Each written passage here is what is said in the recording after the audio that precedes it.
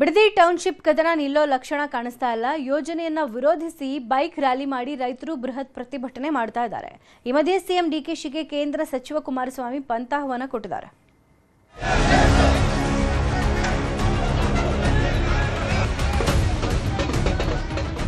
ನಿಜಕ್ಕೂ ರೈತರು ಒಪ್ಪಿದ್ದಾರೆ ಅಲ್ಲಿ ಮಾಡಬಾರದು ಮಾಡಿದ್ದೀರಿ. ಅದೇ ಎಂಎಲ್ಎ ಹೋಗ್ಬಿಟ್ಟು ಚೆಕ್ ಕೊಡೋದುಂಟಾ?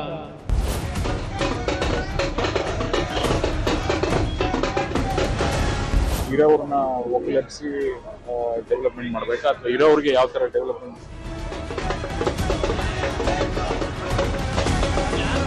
ಅಂತಾರಾಜ್ಯ ಮಟ್ಟದಲ್ಲೂ ಕೂಡ ನಾವು ಇದ್ರ ಬಗ್ಗೆ ಅರಿವು ಮೂಡಿಸಿ ಕರ್ಕ ಬರ್ತೀವಿ. ಒಂದು ರಾಷ್ಟ್ರೀಯ ಮಟ್ಟದ ಹೋರಾಟವಾಗಿ ರೂಪಿಸ್ತೀವಿ. ಬಿಡದಿ ಬಡಿದಾಟ, ರೈತರ ಬೃಹತ್ ಹೋರಾಟ, ಬೈಕ್ ರ್ಯಾಲಿ ಮಾಡಿ ಸರ್ಕಾರದ ವಿರುದ್ಧ ಆಕ್ರೋಶ.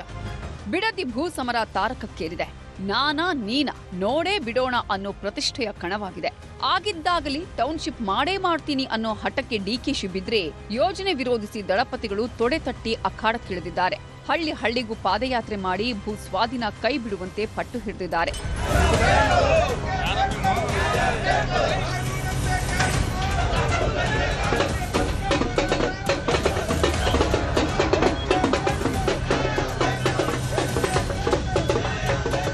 ಬಿಡದಿ ಟೌನ್ಶಿಪ್ ಕದನದ ಕಿಚ್ಚು ಆರುವ ಲಕ್ಷಣ ಕಾಣುತ್ತಿಲ್ಲ. ಸರ್ಕಾರಕ್ಕೆ ಸವಾಲ್ ಹಾಕಿದ ದಳಪತಿಗಳು ಪಾದಯಾತ್ರೆ ಮಾಡಿ ಸೆಡ್ಡು ಹೊಡೆದಿದ್ರು.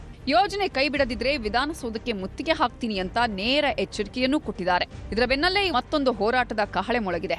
ಭೈರಮಂಗಲ ಚಲೋ ಮಾಡಿ ರೈತ ಸಂಘ ಟೌನ್ಶಿಪ್ ವಿರುದ್ಧ ಬೆಂಕಿ ಉಗುಳಿವೆ. ಬಿಡದಿಯ ಬಿಜಿಎಸ್ ವೃತ್ತದಿಂದ ಭೈರಮಂಗಲ ಗ್ರಾಮದವರೆಗೆ ನೂರಾರು ರೈತರು ಬೈಕ್ ರ್ಯಾಲಿ ಮಾಡಿ ಸರ್ಕಾರದ ವಿರುದ್ಧ ಆಕ್ರೋಶ ಹೊರಹಾಕಿದ್ದಾರೆ.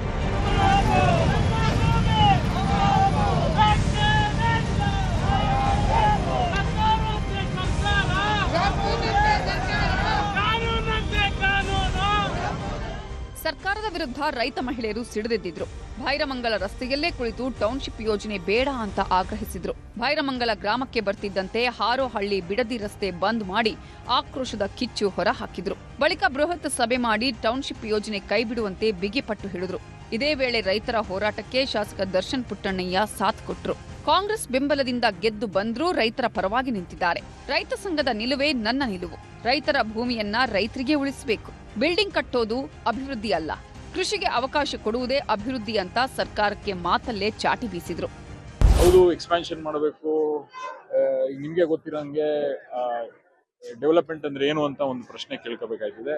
ಇರೋವ್ರನ್ನ ಒಕ್ಕಲಿಸಿ ಡೆವಲಪ್ಮೆಂಟ್ ಮಾಡಬೇಕಾ ಅಥವಾ ಇರೋರಿಗೆ ಯಾವ ತರ ಡೆವಲಪ್ಮೆಂಟ್, ಅವ್ರು ಏನ್ ನಡ್ಕೊಂಡು ಹೋಗ್ತಾ ಇದಾರೆ ಅದೇ ರೀತಿ ನಡ್ಕೊಂಡು ಹೋಗ್ಬೇಕು ಅನ್ನೋದ್ರ ಬಗ್ಗೆ ಪರಿಶೀಲನೆ ಮಾಡ್ಬೇಕು. ಮಾನ್ಯ ಮುಖ್ಯಮಂತ್ರಿ ಅವ್ರ ಹತ್ರ ಇದನ್ನ ನಾವು ಅವ್ರಗಳ ಜೊತೆಗೆ ನಾವು ಧ್ವನಿಗೂಡಿಸಿ ರೈತ ಸಂಘಟನೆ ಜೊತೆ ನಾವು ಇದ್ದು ಅವ್ರಿಗೆ ಏನ್ ನ್ಯಾಯ ದೊರಕಿಸ್ಕೊಡ್ಬೇಕು ಅದೇ ರೀತಿ ನಾವು ಹೋರಾಟನ ಮಾಡಬೇಕು. ಇದೇ ವೇಳೆ ಮಾತನಾಡಿದ ರಾಜ್ಯ ರೈತ ಸಂಘದ ಅಧ್ಯಕ್ಷ ಬಡಗಲಪುರ ನಾಗೇಂದ್ರ ಸರ್ಕಾರಕ್ಕೆ ಎಚ್ಚರಿಕೆ ಕೊಟ್ಟಿದ್ದಾರೆ. ಸರ್ಕಾರ ಯೋಜನೆಯನ್ನ ಕೈಬಿಡಬೇಕು, ಇಲ್ಲದಿದ್ರೆ ರಾಷ್ಟ್ರೀಯ ಮಟ್ಟದಲ್ಲಿ ಹೋರಾಟ ನಡೆಯಲಿದೆ. ಎಚ್ಚರಿಕೆ ವಹಿಸಿದ್ರೆ ಒಳ್ಳೆಯದು, ಇಲ್ಲದಿದ್ರೆ ಉಗ್ರ ಹೋರಾಟ ಅಂತ ವಾರ್ನ್ ಮಾಡಿದ್ದಾರೆ. ಅವರು ಅವಕಾಶ ಕೊಟ್ಟು ನಮ್ಮ ಸ್ಪಂದಿಸಿದ್ರೆ ದೂರವಾದ ಹೋರಾಟ ಮಾಡ್ತೀವಿ. ಈಗಾಗಲೇ ಹೋರಾಟ ಶುರುವಾಗಿದೆ.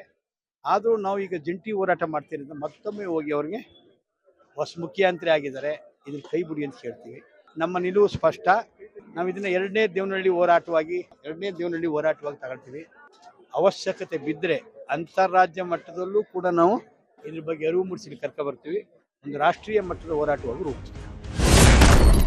ಟೌನ್ಶಿಪ್ ಕದನ, ಡಿಕೆಶಿ ಎಚ್ಡಿಕೆ ಪಂಥಾಹ್ವಾನ. ಬಿಡದಿ ಟೌನ್ಶಿಪ್ ಕಳಗ ಡಿಕೆ ಶಿವಕುಮಾರ್ ವರ್ಸಸ್ ಕುಮಾರಸ್ವಾಮಿ ಅನ್ನೋ ಹಾಗಾಗಿದೆ. ಪಟ್ಟು ಸಡಿಲಿಸದ ಡಿಕೆಶಿಗೆ ಎಚ್ಡಿ ಕುಮಾರಸ್ವಾಮಿ ಪಂಥಾಹ್ವಾನ ಕೊಟ್ಟಿದ್ದಾರೆ. ಬನ್ನಿ ಬೈರಮಂಗಲಕ್ಕೆ ಹೋಗೋಣ, ರೈತರ ಜೊತೆ ಚರ್ಚಿಸೋಣ ಅಂತ ಆಹ್ವಾನಿಸಿದ್ದಾರೆ. ಮೇಲೆ ಎಲ್ಲ ಮಾಡ್ತೀವಿ ಅಂತ ಬನ್ನಿ ಬೈರಮಂಗಲಕ್ಕೆ ಹೋಗೋಣ. ನಿಜಕ್ಕೂ ರೈತರು ಒಪ್ಪಿದ್ದಾರೆ ಅಲ್ಲಿ ಮಾಡಬಾರದು ಮಾಡಿದ್ದೀರಿ. ಅದೇ ಎಂಎಲ್ಎ ಹೋಗ್ಬಿಟ್ಟು ಚೆಕ್ ಕೊಡೋದುಂಟಾ? ಇದ್ಯಾವಾಲಿಂದ ಈ ಹೊಸ ಕಾನೂನು ತಂದ್ರಿ? ಯಾರಾದರೂ ಭೂ ಸ್ವಾಧೀನ ಪ್ರಕ್ರಿಯೆ ಮಾಡಿಸ್ಬೇಕಾದ್ರೆ ಯಾರೋ ನಿಮ್ಮ ಲ್ಯಾಂಡ್ ಅಕ್ವಿಸೇಷನ್ ಆಫೀಸರ್ ಇರ್ತಾನಲ್ಲ, SLO, ಅವನು ಅವರ ಹೆಸರಿಗೆ RTGS ಮಾಡಬೇಕು, ಚೆಕ್ ಕೊಡಕ್ಕೆ ಬರಲ್ಲ. ಕುಮಾರಸ್ವಾಮಿ ಪಂಥಾಹ್ವಾನಕ್ಕೆ ಡಿಕೆಶಿ ಓಕೆ ಅಂದಿದ್ದಾರೆ. ಜೂನ್ 26ನೇ ತಾರೀಖು ಬೆಳಗ್ಗೆ 11 ಗಂಟೆಗೆ ವಿಧಾನಸೌಧದ ಸಿಎಂ ಕಚೇರಿಯಲ್ಲಿ ಚರ್ಚೆಗೆ ಸಿಎಂ ಡಿಕೆಶಿ ಆಹ್ವಾನಿಸಿದ್ದಾರೆ. ತಾವೇ ಆರಂಭಿಸಿದ ಟೌನ್ಶಿಪ್ ಬಗ್ಗೆ ಚರ್ಚಿಸಲು ತಮ್ಮ ಪ್ರತಿನಿಧಿಗಳೊಂದಿಗೆ ಭಾಗವಹಿಸುವಂತೆ ಪತ್ರದ ಮೂಲಕ ಆಹ್ವಾನ ಕೊಟ್ಟಿದ್ದಾರೆ. ಟೌನ್ಶಿಪ್ ಫೈಟ್ ದೊಡ್ಡಗೌಡರ ಮಾಸ್ಟರ್ ಪ್ಲಾನ್.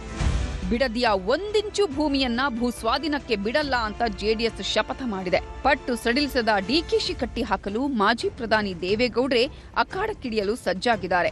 ಯೋಜನೆ ಕೈಬಿಡುವಂತೆ ಸಿಎಂಗೆ ಪತ್ರ ಬರೆದು ಡೆಡ್ಲೈನ್ ಕೊಡಲಿದ್ದಾರೆ.